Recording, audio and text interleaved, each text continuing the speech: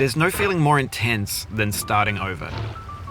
If you deleted your homework the day before it was due, as I have, or if you left your wallet at home and you have to go back after spending an hour in the commute. If you won some money at the casino and then put all your winnings on red but it came up black. If you got your best shirt dry cleaned before a wedding and then immediately dropped food on it. If you won an argument with a friend and then later discovered that they just returned to their original view. Oh, no. Starting over is harder than starting up. If you're not ready for that, like if you've already had a bad day, then what you're about to go through might be too much. Feel free to go away and come back. I'll be here. Alright, thanks for coming with me on this trip. I'll understand if you have to take a break at any point. Just find a safe place to stop and quit the game.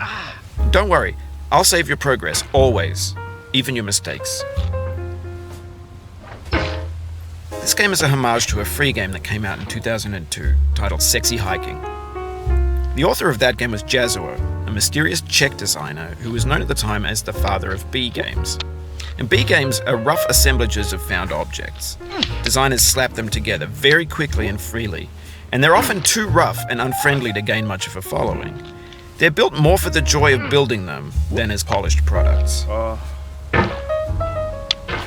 In a certain way, Sexy Hiking is the perfect embodiment of a B game. It's built almost entirely out of found and recycled parts, and it's one of the most unusual and unfriendly games of its time. In it, your task is simply to drag yourself up a mountain with a hammer. And that act of climbing, in the digital world or in real life, has certain essential properties that give the game its flavor. No amount of forward progress is guaranteed.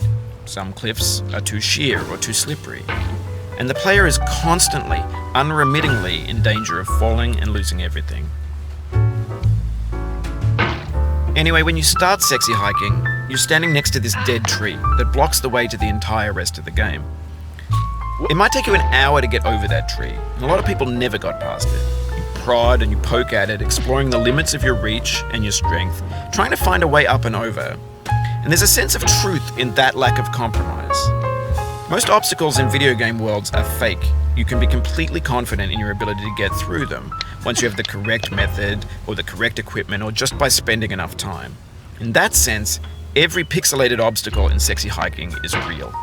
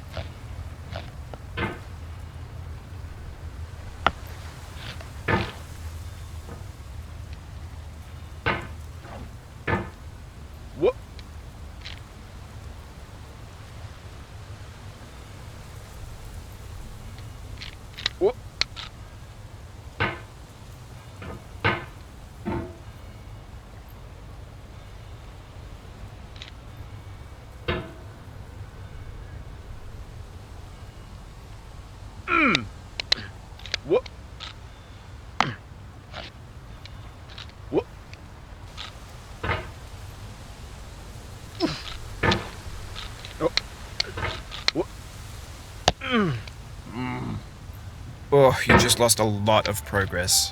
That's a deep frustration, a real punch in the gut.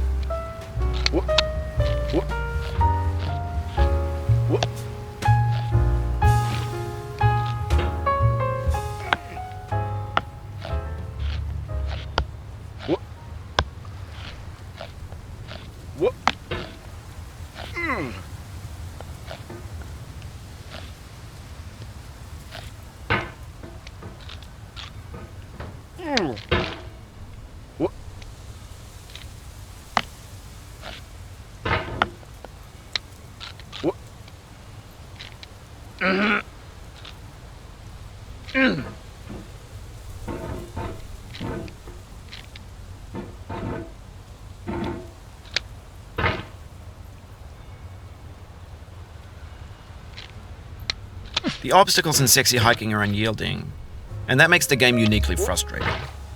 But I'm not sure Jazuo intended to make a frustrating game.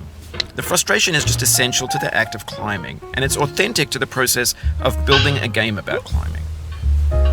A funny thing happened to me as I was building this mountain. I'd have an idea for a new obstacle, and I'd build it, test it, and it would usually turn out to be unreasonably hard.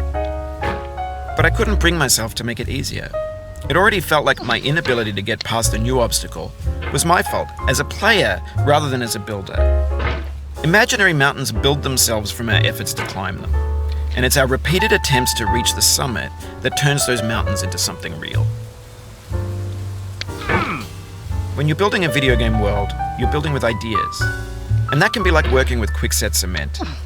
You mold your ideas into a certain shape that can be played with, and in the process of playing with them, they begin to harden and set until they're immutable, like rock.